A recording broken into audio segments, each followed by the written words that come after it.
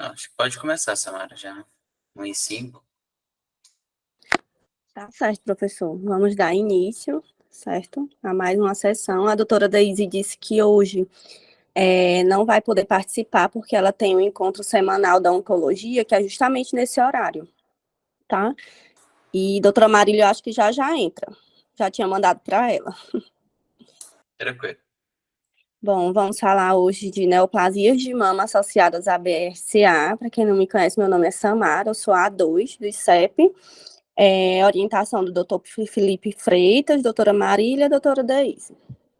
Esse tema é bastante conceitual, um tema que cai bastante em prova, né? As provas do CBR, inclusive caíram algumas questões na nossa prova de agora, do ICEP. Então, é bastante conceito nos slides que, se a gente fixar, a gente vai bem em muitas questões sobre o tema. Bom, introduzindo o assunto, os portadores dos genes BRCA, eles têm um risco maior de desenvolver o câncer ao longo da vida, principalmente os carcinomas de mama e de ovário, sendo que existe um risco aumentado não só para essas patologias, mas para outras doenças malignas, como câncer masculino de mama, trompa de falópio, câncer peritoneal primário, pâncreas, câncer de próstata e de cólon, como a gente vai descrever mais na frente, dar uma pincelada também nesses tipos de tumores, que também tem exemplos que caem em prova desses subtipos. Com relação ao BRCA, o BRCA1 e 2 são grandes genes supressores tumorais, localizados nos cromossomos 17 e 13, respectivamente. Mais adiante eu vou ilustrar bem esses genes. Existem mais de 3.500 mutações no BRCA, nem todas possuem os mesmos riscos, porém, essas mutações elas vão resultar em um risco bem maior de malignidade, né, em comparação com as pessoas que não têm essa mutação. Então, é bem importante, principalmente, identificar as famílias portadoras da mutação. A gente mais a seguir vai ver algum fluxograma para a identificação desses portadores, dessas mutações, e a partir disso fazer uma triagem bem adequada, uma terapia preventiva, que eu vou mostrar exemplos, e ou intervenções precoces com base nesses exames de imagem. Bom, com relação a essas mutações, está aqui, né, a ilustração dos genes. O BRCA1 e BRCA2 são grandes genes supressores tumorais, localizados nos cromossomos 17 e 13, respectivamente. Esses genes vão reparar os danos no DNA, que vão ocorrer durante a divisão celular, e aqui exemplificando uma transmissão autossômica dominante, né, dessas mutações. Então, a mutação nesse gene pode ser herdada de qualquer um dos pais e transmitidos aos filhos. Nesse padrão de mutação autossômica dominante, ou seja, 50% dos parentes de primeiro grau de um portador de mutação vão ter essa chance de também ser portador desse gene mutante, desse gene mutado. Então, é bem importante que a gente reconheça as características que eu vou falar mais a seguir, com relação ao rastreio. O gene BRCA, com relação a esse gene, né? Mais de 90% dos carcinomas de mama invasivos, em portadores dessa mutação, eles são carcinomas ductais invasivos, em contrapartida, apenas 2 a 8% dessas mutações são dos carcinomas lobulares invasivos, tem essa diferenciação, isso também cai em prova, e aproximadamente 15% dos pacientes com câncer de mama medular, eles carregam essa mutação BRCA1. Com relação aos carcinoma ductal in situ, quase nunca é identificado nos portadores de mutação BRCA1, uma das pegadinhas também que cai em prova. E os portadores de mutação BRCA diagnosticados com câncer de mama, eles têm um risco de até 63% de desenvolver o câncer de mama contralateral, certo? Em pacientes de até 25 anos, tá? E alguns são diagnosticados em até 40 anos nesses portadores de BRCA1 positivos. Além disso, esses portadores de BRCA, mutação do BRCA, são frequentemente triplo negativos, ou seja, eles são negativos para receptor de estrogênio, negativo para receptor de progesterona, negativos para receptor 2 do crescimento epidérmico humano. Eles, em sua maioria, são tumores de alto grau e, em sua maior parte, também são pouco diferenciados, esses tumores relacionados à mutação. Com relação aos exames de imagem, primeiro falar da mamografia, né? Os pacientes portadores dessa mutação, infelizmente, têm na mamografia uma sensibilidade baixa, né, estimada em até 30%, que é muito inferior à sensibilidade estimada dos pacientes sem essa mutação do BRCA, que gira em torno de 80%, mais de 80% da sensibilidade da mamografia dos não portadores da mutação do BRCA. E é importante assinalar que até 50% dos cânceres, muitas vezes, eles não aparecem em um primeiro momento. Então, eles têm uma taxa aí, mais ou menos de 1 ano de mamografia normal, muitas vezes, num outro exame seguinte, ele já vai ter esse câncer identificado, devido à sua alta taxa de crescimento. Então, esses portadores de mutação BRCA, eles têm tumores de alta taxa de crescimento, são pacientes com relação à idade, né, mais jovens, com a detecção, né, desse câncer, com essa mutação, em relação ao diagnóstico dos pacientes que não têm essa mutação, e o aspecto de imagem, muitas vezes o tecido mamário ela vai ser denso, então o aspecto de imagem vai diminuir a sensibilidade da mamografia por conta dessa densidade. Então, os tumores com mutação BRCA, na maioria das vezes, têm forma e imagem de aparência benigna, certo? Muitas vezes são massas bem definidas, lesões redondas, margens nítidas, bem definidas, muitas vezes bem circunscritas, sem calcificações, e por isso, muitas vezes, é difícil de você olhar para a imagem e dizer, não, realmente essa lesão é maligna. Então, por isso que os estudos dizem que todas as lesões detectadas na mamografia desses pacientes que têm essa mutação BRCA devem ser investigadas com ultrassom e biópsia mandatório. Ou seja, nunca colocar um B3, sempre investigar com ultrassom e biópsia. Aqui é um exemplo, né, de um caso, ilustrando esses exames de imagem que a gente começou a falar, de um caso de um carcinoma ductal invasivo com características medulares numa mulher de 44 anos com mutação BRCA1. A gente vê aí a mamografia crânio-caudal da mama esquerda e médio lateral da mama esquerda, médio lateral oblíqua, com essa massa, né, massa ovalada, com margens parcialmente circunscritas, e a ponta de seta mostrando um linfonodo axilar associado e correlacionando com a ultrassonografia essa massa aqui hipoecóica, demonstrada pelas setas, com margens microlobuladas. E aí o histopatológico evidenciou esse carcinoma ductal invasivo. Um outro caso aqui de uma paciente carcinoma ductal invasivo recorrente numa mulher de 52 anos, portadora da mutação BRCA1, certo? Aqui a gente tem a mamografia médio lateral oblíqua e evidenciando, né, essa lesão aqui, uma massa nessa seta, parcialmente visualizada, né, nessa borda posterior da imagem. E aqui na ultrassonografia a gente tem essa massa hipoecóica ovalada com umas margens um pouco indistintas, né, tá um pouco irregular. E aqui a ressonância magnética ponderada em T1, essa massa aqui realçada, né, demonstrada pela ponta de seta com margens irregulares nessa região posteromedial da mama esquerda. E aí o histopatológico evidenciou esse carcinoma ductal invasivo nessa mulher com mutação BRCA1. A gente percebe que essas lesões não são muito diferentes das lesões de pacientes que não têm essa mutação. Então, daí a importância de seguir para um diagnóstico com biópsia. Além disso, falando também da ultrassonografia, né? Esses pacientes que têm essa mutação BRCA, lembrar que mais uma vez, né, as lesões se assemelham às lesões benignas, muitas vezes de aspecto de fibroadenoma, são lesões redondas, circunscritas, hipoecóicas, homogêneas, com reforço acústico posterior. A sensibilidade da ultrassonografia vai ser de apenas 33%, porém, ela tem um papel importante, principalmente para pacientes de alto risco, né, com contraindicação à ressonância magnética. Então, a ultrassonografia vai servir de um exame, como um exame complementar a estes pacientes que têm contraindicação à ressonância magnética, né? Lembrando que a sensibilidade dela é de apenas 33%. Mas é bom correlacionar com outros exames, né? Fundamental, aliás.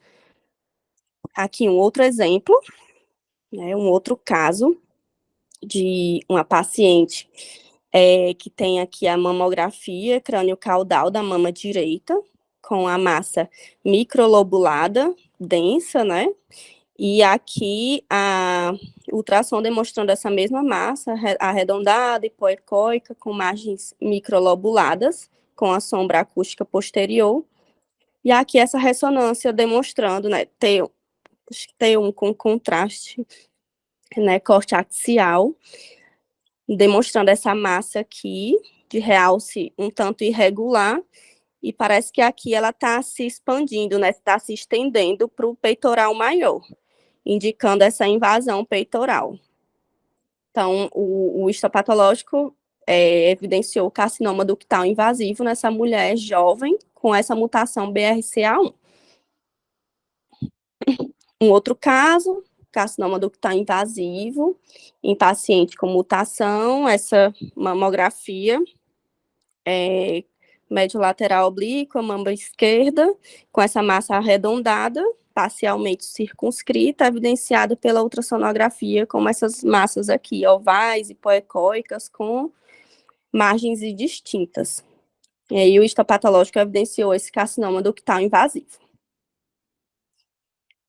Então, seguindo ainda a importância dos exames de imagem, né, nós temos na ressonância magnética um dos exames mais importantes para esses pacientes com mutação, porque esse exame vai detectar essas lesões num estágio muito inicial, então ela tem uma sensibilidade de 100% e uma especificidade de 97% para essas lesões,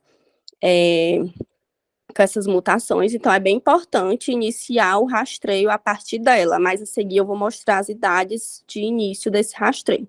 Então, evitar sempre, como eu falei, colocar o BIRADS 3 diante de qualquer lesão em paciente com mutação BRCA, que simula muito a lesão benigna, não dá para acompanhar, você vai logo biopsiar, porque a taxa de crescimento é muito alta dessas lesões.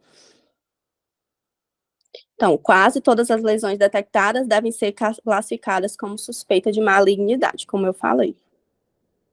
Aqui, no exemplo, de um carcinoma ductal invasivo na mama direita, detectado apenas na triagem por ressonância em uma mulher de 34 anos portadora da mutação. Aqui a gente vê essa ressonância, né, T1 sagital, com essa massa bem realçada na mama direita.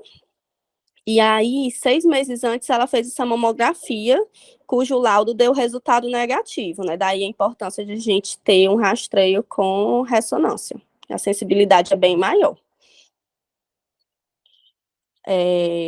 Com relação aos guidelines, né? Os pacientes com essa mutação BRCA, vigilância tem que começar a partir dos 18 anos, é recomendado, né? Então, é recomendado também a avaliação clínica semestral ou anual a partir dos 25 anos. Além disso, e muito importante, ressonância anual a partir dos 25 até os 29 anos e a partir dos 30 aos 75 anos, fazer de forma combinada, né, anualmente, ressonância magnética e mamografia, para esses pacientes entre 30 e 75 anos que têm essa mutação BRCA. Então, devido à alta taxa de crescimento tumoral dos cânceres de mama relacionados ao BRCA, alternar exames de ressonância e mamografia em intervalo de 6 meses pode ser uma abordagem clinicamente eficaz, como a gente viu no caso anterior, né? A paciente só foi diagnosticada quando 6 meses depois fez a ressonância. A mamografia, 6 meses antes, ela não tinha detectado nada, né? Daí essa importância de, a partir dos 30 anos, associar os dois. Bom, com relação ainda a esses estudos, né, existe como forma profilática a mastectomia, que tem uma redução de até 90% de risco de diagnóstico desse câncer, nessas portadoras de mutação BRCA, só que tem algumas mulheres que optam pela não mastectomia, né, não querem mastectomia, uma outra opção seria a quimioprofilaxia primária, né, como tamoxifeno, por exemplo. Não seria tão bom, mas é uma opção pelos estudos. E aí, eles colocam também o aconselhamento e os testes genéticos, principalmente para esses tipos de pacientes que têm, que têm familiares com base nesses tópicos aqui, que são os critérios para esse aconselhamento. Então, familiar com câncer de mama diagnosticado em paciente jovem, se você tem câncer de mama triplo negativo em mulheres com menos de 60 anos, câncer de mama bilateral, múltiplos casos de câncer de mama na família, caso de câncer de ovário, caso de câncer de mama masculino. Então, todas essas pessoas, né, que têm entre os familiares esses tópicos, se beneficiam, né, devem fazer o aconselhamento e teste genético para, a partir daí, começar o rastreio. Com relação ao câncer de mama na população masculina, ele vai ser um câncer de mama raro, tá? Existe um risco muito maior quando há mutação, 1,2% de risco no BRCA1, 6,8% de risco no BRCA2. Em contrapartida, quem não tem essa mutação, o risco de desenvolver o câncer de mama na população masculina é menos de 1%, então só essa mutação aumenta bastante, né, esse risco. A idade média do diagnóstico acontece em torno de 60 anos. O risco relativo, ele vai ser maior na terceira e quarta década de vida e vai diminuindo com o aumento da idade. Mais de 95% dos carcinomas ductais invasivos são invasivos e eles são positivos para receptor de estrogênio, para o receptor de progesterona e negativos para o fator de crescimento epidérmico humano tipo 2. O padrão de imagem nesses pacientes, câncer de mama na população masculina, vai ser uma massa irregular, sem calcificações, questão de prova também, pode ou não ser circunscrita. Em torno de 20% dessas lesões são circunscritas. Então, qualquer massa sólida na mama de um homem portador de mutação BRCA, independentemente de apresentar característica de imagem benigna ou não, deve ser levada imediatamente para a biópsia. Aqui um exemplo, né, de câncer de mama na população masculina, que paciente com CA ductal invasivo tem história pessoal de câncer de próstata e a filha câncer de mama, mutação BRCA2. E aí a gente tem aqui essa mamografia, né, médio lateral oblíqua da mama esquerda, com essa massa subareolar circunscrita, e a gente também tem aqui um linfonodo intramamário. A aparência basicamente inofensiva, mas foi levado para biópsia e foi identificado que aqui seria uma metástase, né, para linfonodo intramamário, uma vez que ele tem câncer de próstata, esse paciente. E aqui na ultrassom direcionada, né, e Doppler, a gente vê essa massa microlobulada, com focos de calcificação aqui ao redor e também um aumento da vascularização. Com relação ainda a estadiamento, existem padrões de disseminação, né? Os padrões de disseminação não vão ser de forma semelhante se você tem o BRCA1 ou BRCA2 ou não tem mutação. Os locais comuns de metástase vão ser diferentes e o estadiamento e acompanhamento também, por isso, vai ser diferente. Quem tem BRCA, mutação no BRCA1, por exemplo, em comparação aos outros tipos de câncer, né, que não ao câncer de mama que não tem mutação, a menor, mais raramente ele vai ter metástase óssea, certo? Em comparação com os outros tipos, e ele vai ter mais comumente metástase pulmonar. e cerca de 2/3% dos portadores de BRCA1 com estágio mais avançado, né, estágio 4 de câncer, eles vão desenvolver metástase cerebral, cerca de 2/3 dos portadores de BRCA1.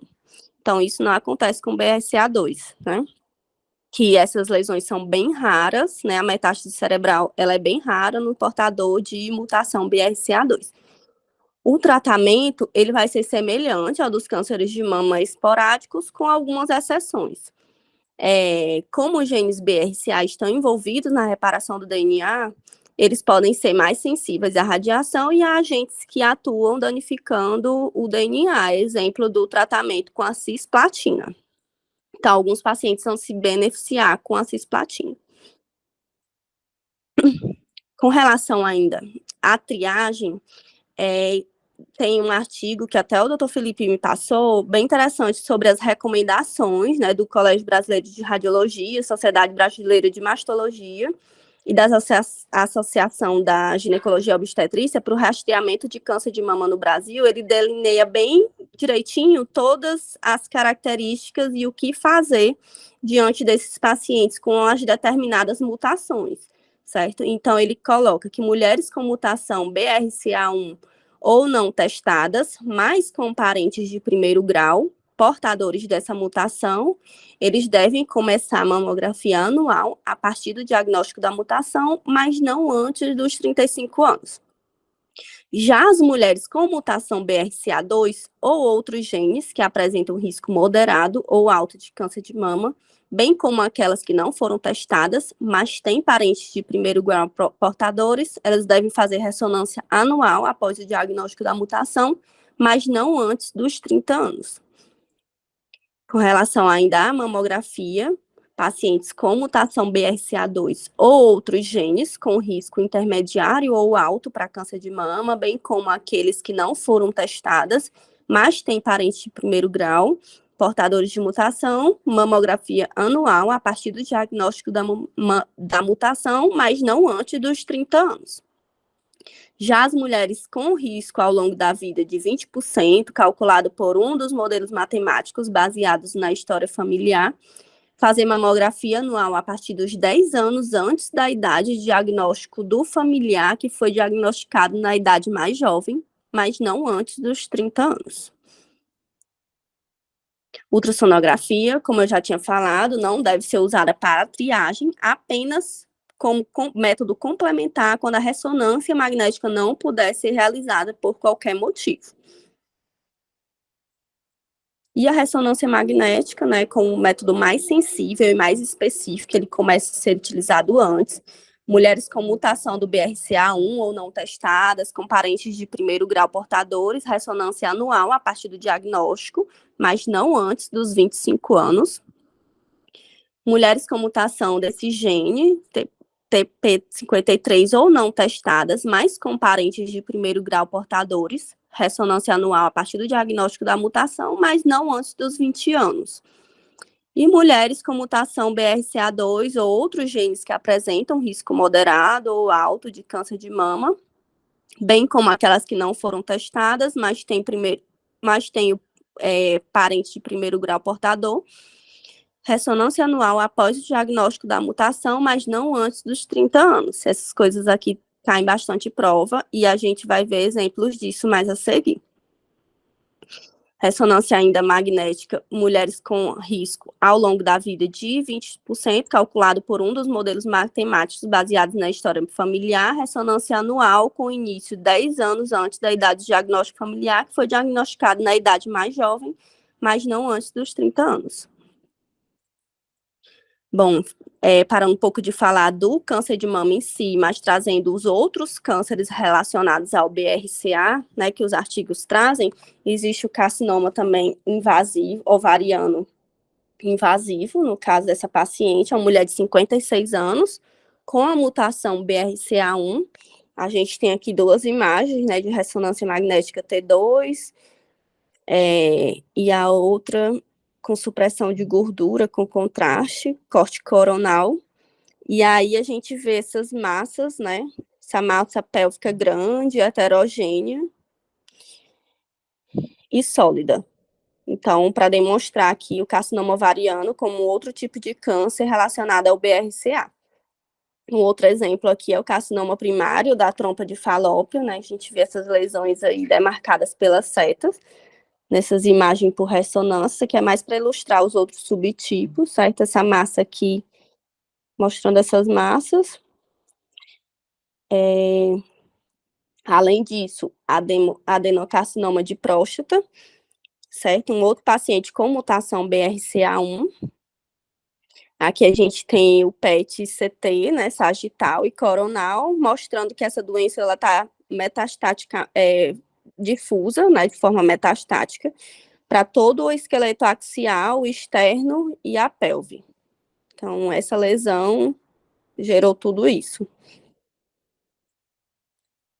Aqui, um outro exemplo de carcinoma relacionado à mutação do BRCA, nesse caso foi o BRCA2, né? E esse exame está mostrando aqui uma grande massa pancreática e a TC com contraste corte coronal está mostrando aqui essa massa, né, mal definida, baixa atenuação. Só para ilustrar também um outro exemplo de lesão associada à mutação do BRCA. Bom, tem algumas frases para guardar, certo? Que são essas que caem em prova também. Portadores de gene BRCA têm um risco maior de desenvolver câncer ao longo da vida, como a gente falou, certo? A identificação do gene BRCA, bem como o reconhecimento das manifestações clínico-patológicas das suas mutações, elas vão permitir a identificação dos portadores. Então, é importante aí o aconselhamento genético e seguir todo aquele protocolo de início com base no histórico pessoal e familiar.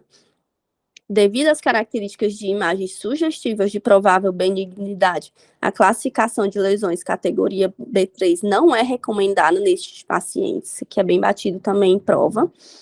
Sempre seguir para a biópsia.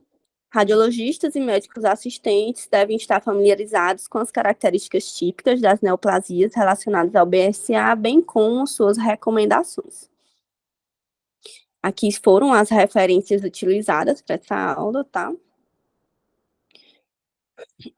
E aqui algumas questões de coisas, bastante coisa que eu acabei de falar, certo? Sobre pacientes com risco para neoplasia mamária, é correto afirmar. O rastreamento deve ser individualizado para estes pacientes e o mais adequado é a realização de mamografia associada à ultrassonografia anual a partir dos 30 anos. Letra B, diferentemente do rastreamento recomendado para pacientes com risco populacional, o mais adequado para pacientes com alto risco é a realização de ressonância magnética anual a partir dos 25 anos e mamografia anual a partir dos 30 anos. Letra C, nódulo oval circunscrito observado na ressonância magnética de uma paciente com alto risco para neoplasia, mais adequadamente categorizado como BIRADS 3, com recomendação de controle, uma vez que lesões neoplásicas nessas pacientes se manifestam como nódulos irregulares. Os carcinomas mamários associados à mutação BRCA1 são facilmente distinguíveis de lesões com características provavelmente benignas, tais como fibroadenoma, pois esses carcinomas se apresentam de forma irregular e imagem especulada. Alguém gostaria de responder essa questão? Qual a letra?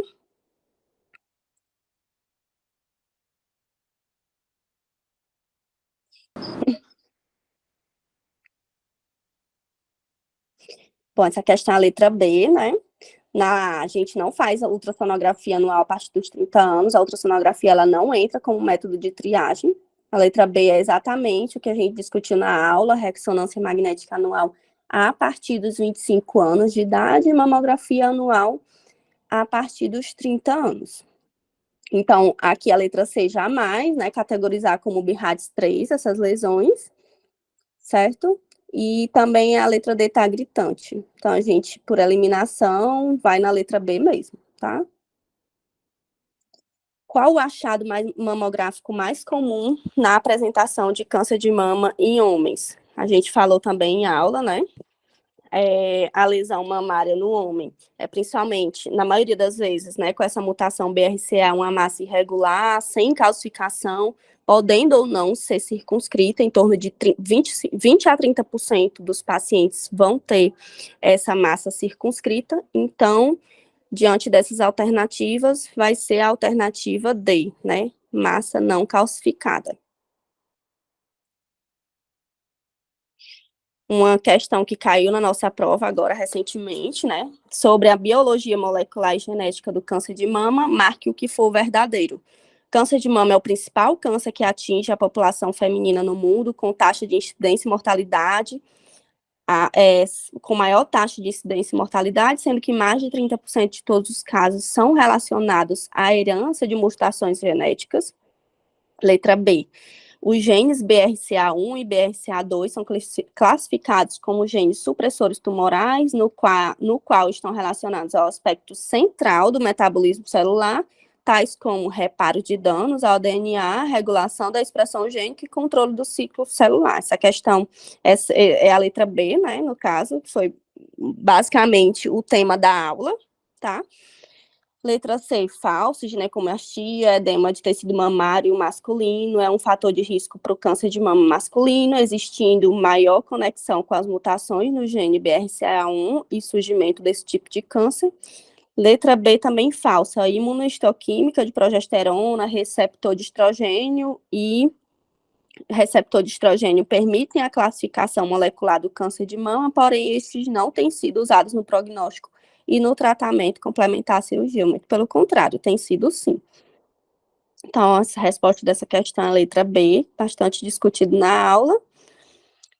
E uma última questão, também caiu na nossa prova agora, em relação às mulheres de alto risco para o câncer de mama devido à mutação BRCA1, é correto afirmar: a detecção de calcificações suspeitas e carcinoma ductal in situ é muito rara nessas mulheres, é justamente letra A, né, como a gente bem pontuou na aula. Carcinoma ductal in situ quase nunca é identificado nos portadores de mutação BRCA1, e as aneoplasias mamárias relacionadas ao BRCA têm muito menos probabilidade de exibir calcificações, como a gente bem falou durante a aula. Bom, era isso que eu tinha para apresentar para vocês. Samara, excelente aula, parabéns aí, viu? Obrigada, professor.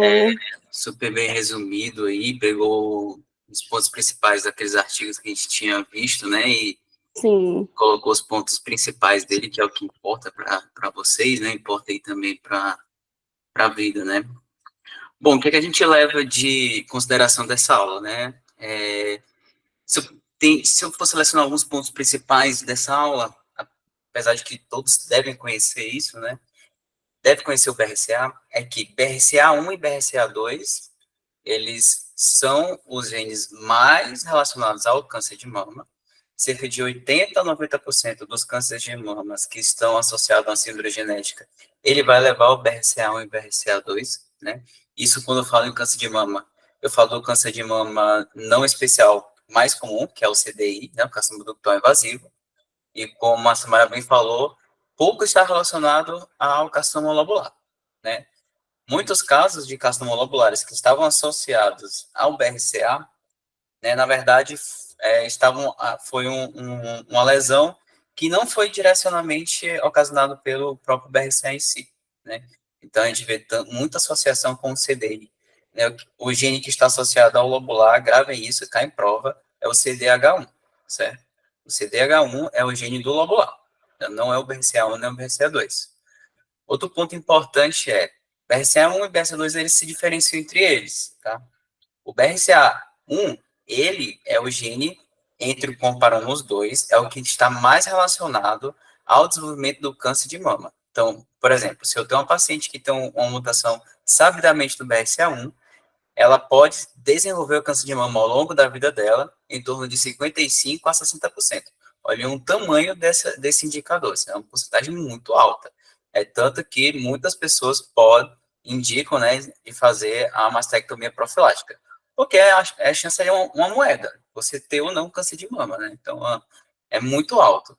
O BRCA2, não, o BRCA2 ele já aumenta em torno de 40%. É um valor alto, com certeza, mas é menos significativo do que o BRCA1, né? E é tanto que o rastreamento muda. Existe um rastreamento específico para o BRCA1 e para o BRCA2, que muitas vezes o rastreamento do BRCA2 entra junto com os outros genes, apesar do BRCA2 estar muito relacionado ao câncer de mama, né? Então, essas coisas diferenciar entre eles, né?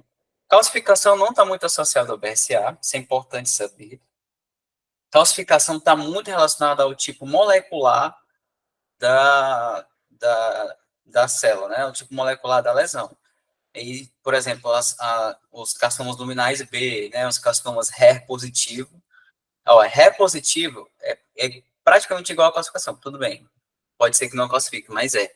Os triplo negativos, e que estão muito associados ao BRCA, ele é aquilo que a Samara falou, massas arredondadas, grandes, né, que podem dar em pacientes jovens. Então, paciente jovem com um nódulo grande, acima de 3 centímetros, isso é igual biópsia, tá? Mesmo que não tenha nenhum, obviamente tem gente que vai querer, pode ser um fibroadenoma gigante, né, pode ser um carcinoma, enfim, um carcinoma, pode ser um tumor benigno, né, um martoma em si, né, um adenofibrolinfoma, mas isso aí vai depender muito da conduta. Mas hoje a literatura fala 3 centímetros de biópsia, por causa disso, né?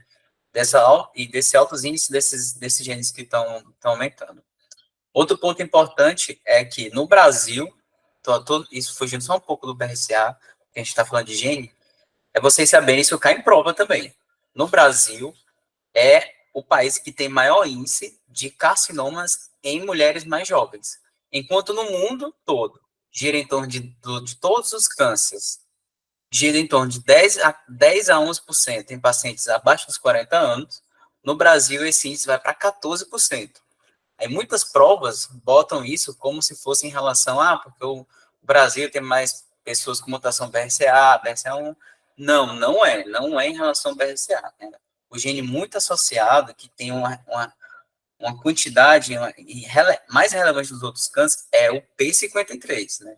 Que é relacionado à síndrome de Li-Fraumeni. Então, o P53 e Lifromane está muito relacionado ao Brasil. E é tanto que no rastreamento, essas pacientes começam a ser rastreadas com ressonância magnética a partir dos 20 anos, de tão nova que as pacientes podem apresentar câncer de mama. Já vi casos de pacientes com Lifromane que teve um câncer de mama, um CDI luminal B, com 18 anos de idade. E ainda era metastático. Então, assim, é muito agressivo e precisa ser bem quanto mais cedo, quanto a bolinha mais cedo foi identificada. E aí vem a ressonância magnética, por ter uma maior sensibilidade, ela é seu exame de escolha nesses pacientes jovens, tá? Outro ponto importante que a Samara falou, de todos esses slides, é em relação ao ultrassom. Né? O ultrassom, ele realmente não entra no rastreamento do BRCA. Apesar da gente falar de ultrassom é muito bom para ver imagens, é muito bom para ver os contornos, e é mesmo. É tanto que você vê uma mamografia, vê um nódulo, a paciente sabidamente é BRCA, você tem que fazer ultrassom, porque você tem que ver essa margem. Qualquer microlobulação vai ser melhor vista no ultrassom. E esse ultrassom, ele, no colégio, naquele artigo do Colégio Brasileiro, na parte de mamas densas, ele recomenda que seja associado a mamografia com pacientes a partir dos 40 anos. Né? Então, não estou falando nem de alto risco, não estou falando nem de higiene. O ultrassom nos Estados Unidos não entra. Né? Se você for lá no colégio americano, ele não vai ter ultrassom. Acho que não vai ter em nenhum momento, ele não fala de ultrassom. Só no colégio brasileiro que fala que, e ainda é categoria B. Né? Então, você coloca um ultrassom junto com uma mamografia no paciente com mamas densas, extremamente densas. Aí sim ele pode ser associado e é recomendado. É tanto que tem algumas frases de mamografias que você pode colocar esse paciente a partir dos 40 anos. Tá? Eu acho que os pontos principais são esses, tem múltiplos outros genes aí para se discutir, mas eu acho que a Samara falou muito bem resumido. Eu acho que essa aula é excelente e eu acho que é isso aí. Não tem muito mais o que falar, não. Parabéns, viu, Samara? Excelente. Legal. Obrigada, professor. Obrigada aí. Aula difícil, complexa, para você resumir em um assunto só para Verdade. falar em pouco tempo. Mas é isso aí, eu acho que os pontos principais são esses. Verdade. Tá bom? Obrigada, gente, pela atenção. Obrigada pela orientação, professor. Foi muito bom. Nada, tamo junto. Valeu. Tchau, Tudo pessoal. de Grande bom. abraço. Tchau, tchau. Tchau.